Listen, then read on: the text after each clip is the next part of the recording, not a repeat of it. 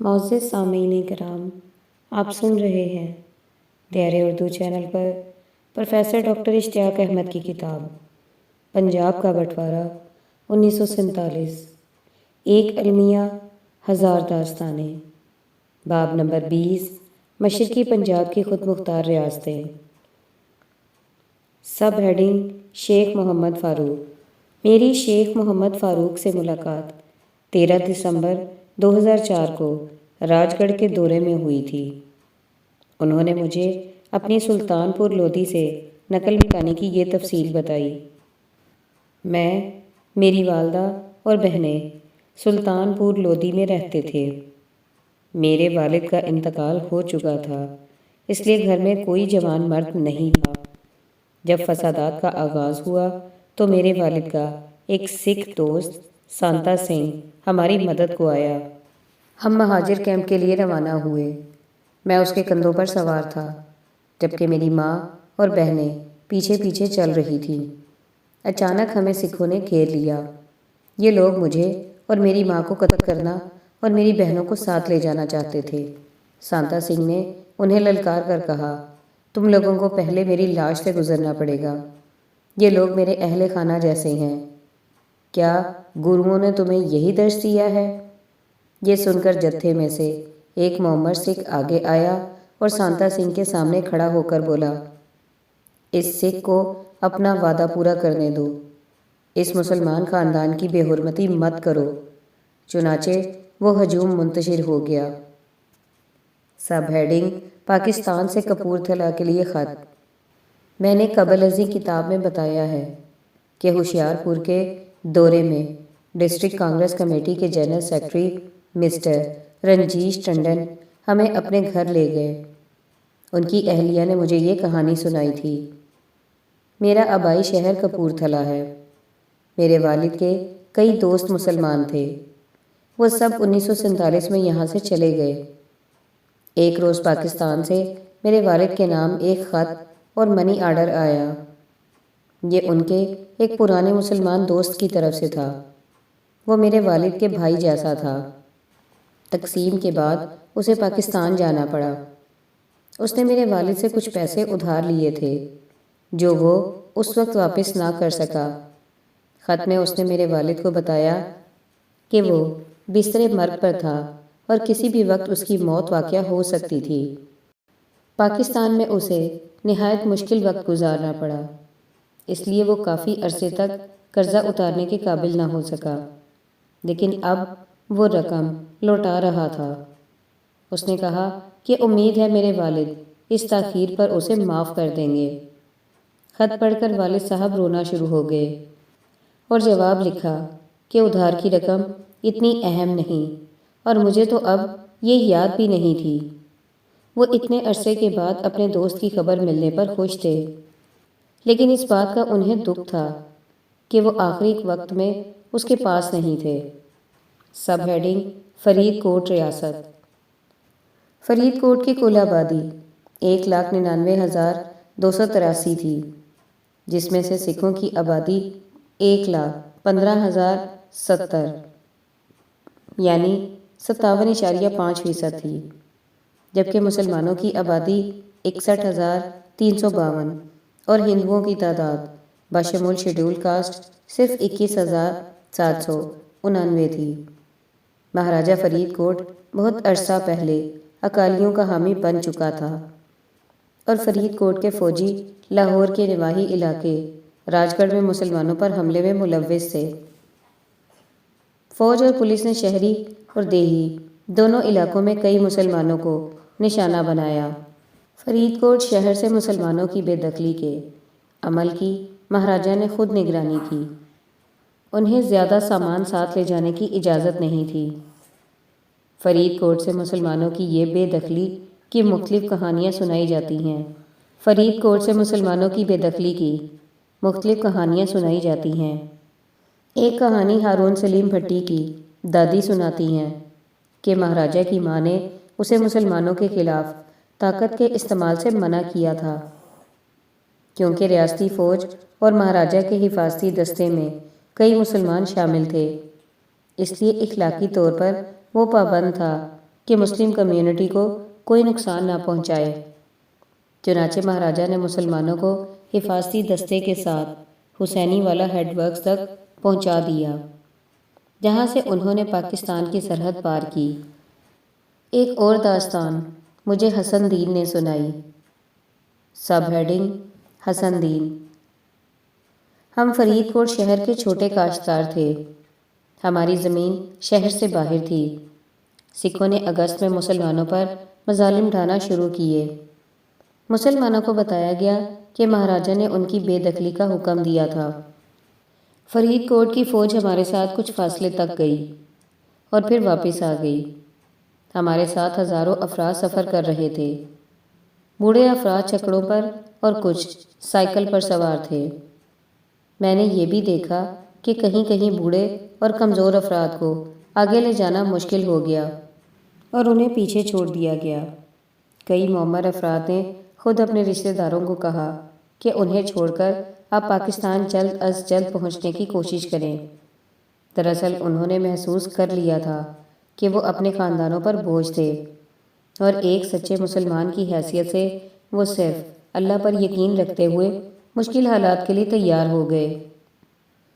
کہیں کہیں کوئی خاندان کا فرد بھی اپنے بزرگوں کے ساتھ پیچھے رہ گیا۔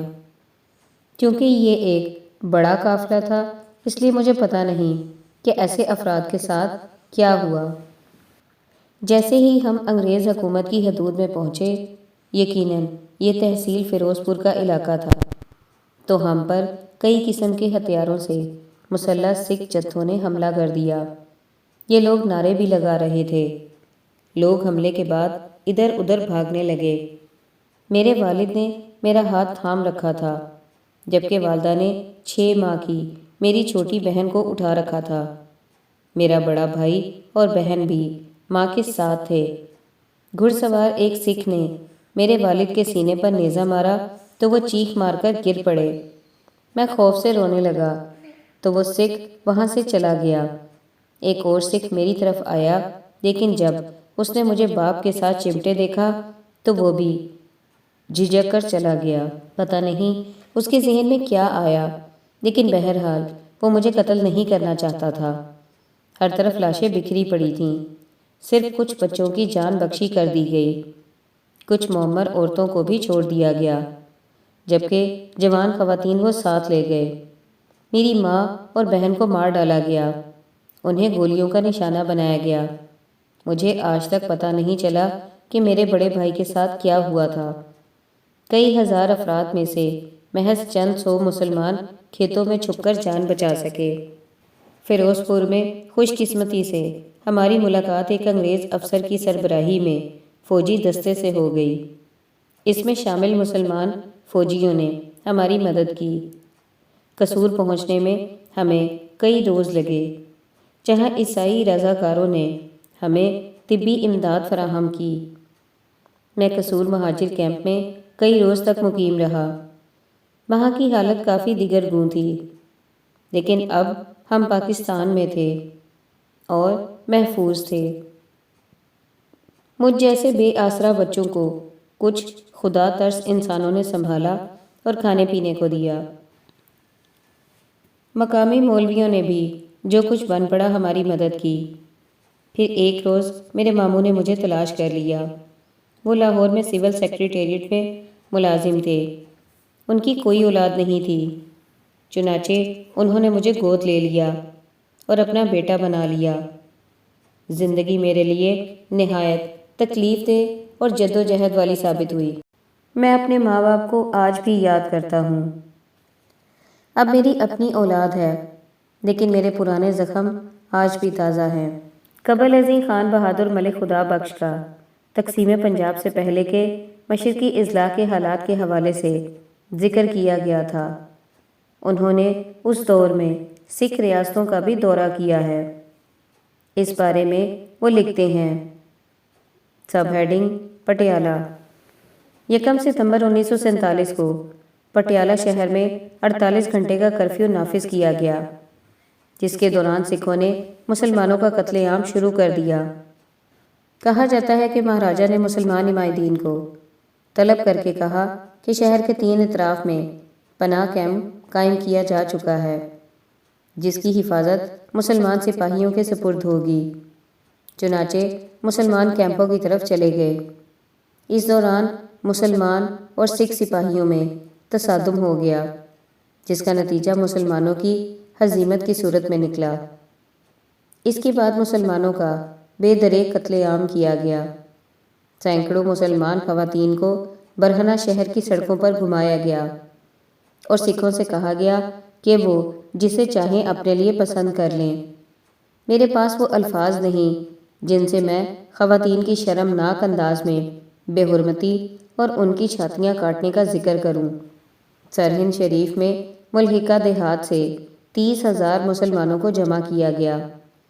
میں نے خود خانقاہ حضرت مجدد الف ثانی پر ان لوگوں کا اجتماع دیکھا تھا۔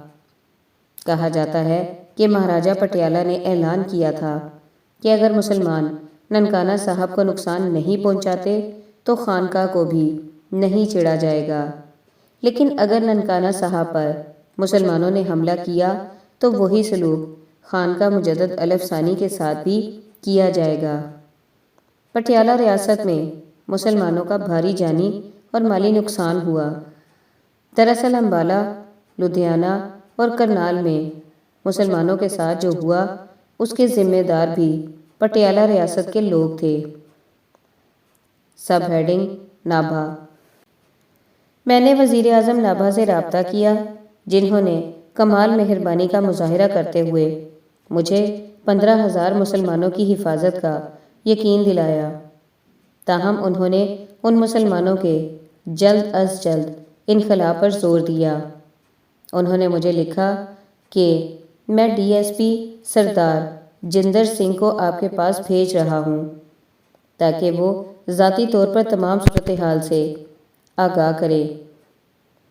سپاہی تصفیے، فرقہ وارانہ پاگل پن، ریاست کے جغرافیہ اور پولیس اور فوج کی ناکافی تعداد کے پیش نظر ریاست سے مسلمان اقلیت کا جلد انخلاء ضروری ہے۔ جب میں نابھا سے رخصت ہوا تو ریاست کی صورتحال میں کافی تناؤ پایا جاتا تھا۔ مجھے وزیر اعظم کی بات پر یقین تھا، مگر اس بات پر شبہ تھا کہ وہ زیادہ دیر تک حالات سنبھال سکیں گے۔ واحد حل نابھا کے مسلمانوں کی بہاولپور کی طرف نقل مکانی تھا۔ سب ہیڈنگ کالسیا ریاست۔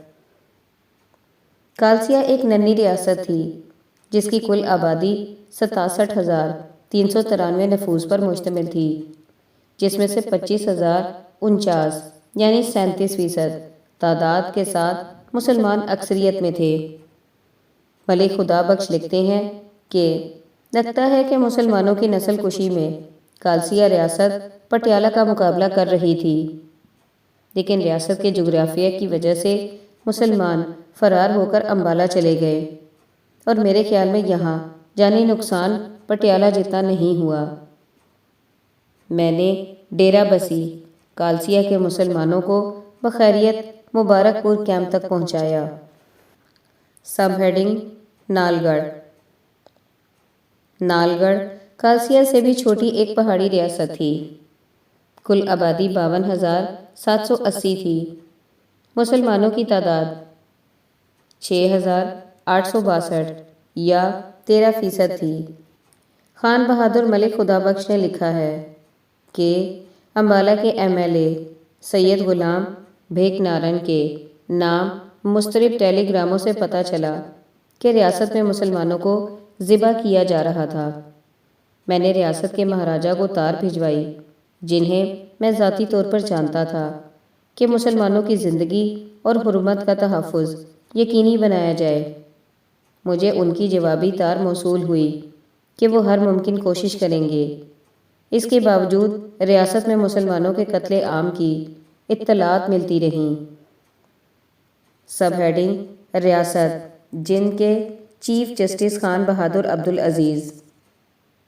ریاست جند کے سابق چیف جسٹس کی ایک تفصیلی رپورٹ میں سے کچھ اقتباسات درج ذیل ہیں۔ مجھے ایک لمحے کے لیے بھی یہ کہنے میں تامل نہیں کہ اکالی لیڈروں، نابھا، پٹیالہ اور فرید کوٹ کے حکمرانوں اور انڈیا یونین کے نائب وزیر اعظم مسٹر پٹیل کے درمیان اس سازش کا گٹھ جوڑ موجود تھا۔ انہوں نے اپنی رپورٹ میں کئی واقعات بتائے ہیں۔ پاکستان جانے والی ایک ٹرین پر بھٹنڈا اور ڈھوری میں حملے کیے گئے۔ یہ دونوں علاقے ریاست پٹیالہ کی حدود میں تھے۔ ان ٹرینوں میں پاکستان کے کئی حکام بھی تھے۔ کئی افراد ہلاک ہوئے۔ چنانچہ حکومت نے اس روٹ پر آمد و رفت پر پابندی لگا دی۔ جسٹس عبدالعزیز کے مطابق اگر حکومت پاکستان مناسب اقدامات کرتی تو ہلاکتوں سے بچا جا سکتا تھا۔ وہ لکھتے ہیں، میری یہ پختہ رائے ہے کہ پاکستانی پنجاب کے وزیر بحالیات میاں افتخار الدین پٹیالہ ریاست میں لاپتہ ہونے والے 2.5 لاکھ افراد کی تلاش میں کبھی کامیاب نہیں ہو سکتے۔ یقیناً ان لوگوں کو ہلاک کر دیا گیا ہے اور ان کی تلاش کی کوششیں قطعی طور پر بیکار ثابت ہوں گی۔ جہاں تک ریاست جند کا تعلق ہے، میں نے وہاں 9 سال تک خدمات انجام دی، تو مجھے یہ کہنے میں کوئی باک نہیں کہ ریاست کا حکمران خوش قسمتی سے غیر متعصب تھا۔ وہ اپنی مسلمان رعایا کو نقصان پہنچانے کا کوئی ارادہ نہیں رکھتا تھا۔ یہاں جو کچھ ہوا وہ پٹیالہ، نابا اور فرید کوٹ ریاست کے زیر اثر ہوا۔ باب نمبر 21 تجزیہ اور اخذ کردہ رائے۔ اگست 1947 کے وسط میں تقسیم پنجاب کی طرف بڑھنے والے واقعات ترتیب کے ساتھ یہاں پیش کیے جا چکے ہیں۔ آغاز 1945 کی انتخابی مہم سے ہوا اور یہ عمل منقسم پنجاب کے دونوں حصوں میں غیر مطلوب اقلیتوں کے صفائے پر منتج ہوا۔ باب اول میں ان واقعات پر نسلی بنیادوں پر نسل کشی کے نظریے کی روشنی میں تجزیہ پیش کرنے کی بھی کوشش کی گئی۔ اس بنیاد پر ایک نتیجہ اخذ کیا گیا کہ کیا مسلمانوں یا سکھوں کے پاس نسل کشی کا سوچا سمجھا عظیم منصوبہ موجود تھا۔ اس تجزیے کا اختتام شناخت پر بحث پر کیا گیا ہے۔ اس تجزیے کا اختتام شاخت پر بحث پر کیا گیا ہے، جس میں شاخت بالعموم اور پنجابی شاخت کا بالخصوص نو آبادیاتی تناظر اور نظریاتی دلائل کے ساتھ جائزہ لیا گیا ہے۔ سب ہیڈنگ پنجاب تبدیلی کی زد میں جدیدیت کو درپیش مسائل۔ عمومی نظریاتی سطح پر یہ بات محسوس کی جا سکتی ہے کہ جب انگریزوں نے پنجاب کو اپنے زیر نگین لانے کے بعد اسے اپنے مجموعی نو آبادیاتی حکمت عملی کے تحت جدید بنانے کا فیصلہ کیا تو ان تبدیلیوں سے روایتی معاشرے کی کایا کلپ کا عمل شروع ہو گیا۔ اس طرح سرمایہ دارانہ فریم ورک کے اندر نئے اقتصادی مواقع نے جنم لیا۔ سکھوں اور ہندوؤں نے ان مواقع سے فائدہ اٹھایا جبکہ مسلمان پیچھے رہ گئے۔ 20ویں صدی کے آغاز میں ساہوکاروں کے ہاتھوں مسلمان زمینداروں کی زرعی اراضی ہتھیانے پر پائے جانے والے غم و غصے کا ازالہ کرنے کی کوشش کی گئی، جس کے تحت پنجاب حکومت نے پنجاب لینڈ ایکٹ 1901 متعارف کرایا۔ اس قانون کے مطابق ساہوکاروں پر اپنے قرضے کے بدلے اراضی ہتھیانے پر پابندی لگا دی گئی، لیکن بدقسمتی سے ساہوکاروں نے مسلمان فرنٹ مین کی آڑ میں زمینوں پر بدستور قبضہ جاری رکھا۔ البتہ اس قانون کے بعد زمین ہتھیانے کا سلسلہ کافی حد تک کم ہو گیا۔ ان تبدیلیوں کے برعکس جب جولائی 1947 میں پنجاب باؤنڈری کمیشن کے روبرو سکھوں اور وکیلوں نے اپنے موقف میں جو دلائل دیے، ان کا مطلب یہ تھا کہ ہندو اور سکھ پنجاب میں 75 سے 80% جائیداد کے مالک تھے۔ الفاظ دیگر مسلمانوں کی غربت اور احساس محرومی ایک حقیقت تھی۔ البتہ سیاسی سطح پر مسلمانوں کی اکثریت اور انگریز نواز یونینسٹ پارٹی ایک بین الاقوامی شراکت اقتدار کا ایسا فارمولہ تیار کرنے میں کامیاب ہو گئی جس نے فرقہ وارانہ استحکام اور ہم آہنگی کی بنیاد فراہم کر دی۔ تاہم 20ویں صدی کے اوائل میں مذہبی احیاء نو نے شہروں اور دیہات میں مسلمانوں اور ہندوؤں کے درمیان بدگمانی کا بیج بو دیا۔ ان تحریکوں نے ایسی اعلیٰ ثقافتوں کو جنم دیا جن میں اپنے مذہب کی خالص اور سکہ بند روایت کی نمائندگی کی گئی۔ اس میں حیرت نہیں کہ اس عمل کے دوران زور اختلافات پر دیا گیا۔ اس روش کا صدیوں سے صوفیوں، سنتوں اور گروؤں کی کوشش سے پنجاب میں مستحکم ہونے والی جیو اور جینے دو کی مقبول روایات سے تصادم ہونے لگا۔ مذہبی احیائے نو سے شہر اور قصبے زیادہ متاثر ہوئے۔ یہ عمل دراصل سیاسی اصطلاح میں مذہبی قوم پرستی تھا۔ چنانچہ احیائے نو کی تحریکوں کے درمیان شہری تناظر میں جھڑپیں ہوئیں، البتہ دیہی علاقوں میں ماضی کی طرح پرانا نظام بدستور برقرار رہا، جہاں لوگ اپنے مقام سے آگاہ تھے اور کافی حد تک اسے قبول کر لیا تھا۔